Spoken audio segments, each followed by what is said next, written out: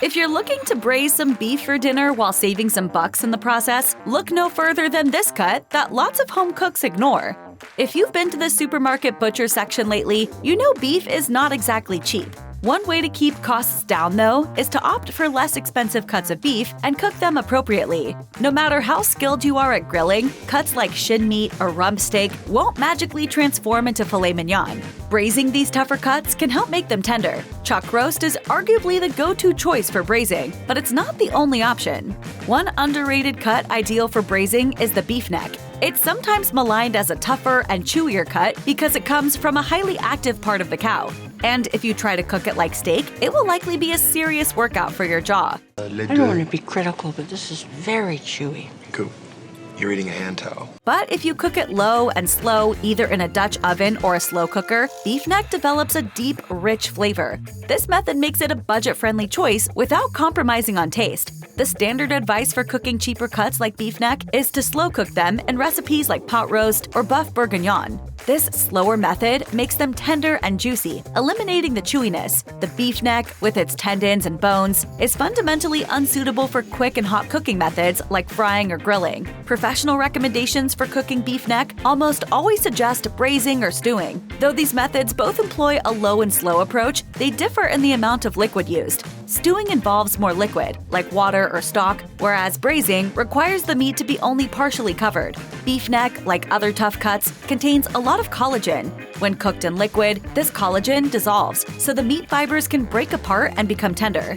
For this to happen, it's essential to maintain a moderately low cooking temperature. A pot of boiling broth may dissolve the collagen, but will also toughen and shrink the meat fibers, resulting in tough meat. Most, if not all recipes designed for tougher cuts of beef should work well with beef neck. The same scientific principles apply, so substituting beef neck for a cut like chuck typically doesn't require special adjustments. When choosing what to cook, the sky's the limit, as long as you adhere to the low and slow cooking method. Classic dishes like an old-fashioned beef stew or buff bourguignon, loaded with vegetables, wine, stock, and herbs, are obvious choices. You could also explore dishes like a slow-cooked curry, or used braised beef neck as a filling for hearty tacos. Juicy birria tacos are a great option. Whatever you choose, ensure there is sufficient liquid. Stock and other flavor enhancers are essential for adding extra flavor to the beef neck's rich taste. Most importantly, allow ample time for the neck to cook slowly. 3 hours is a good starting point, although there's nothing stopping you from cooking longer.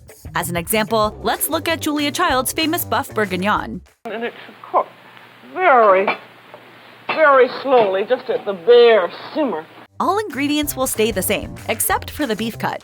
Because beef neck contains bones and the original recipe uses a boneless beef cut, you're going to need more of it. Beef neck is up to 70% bone.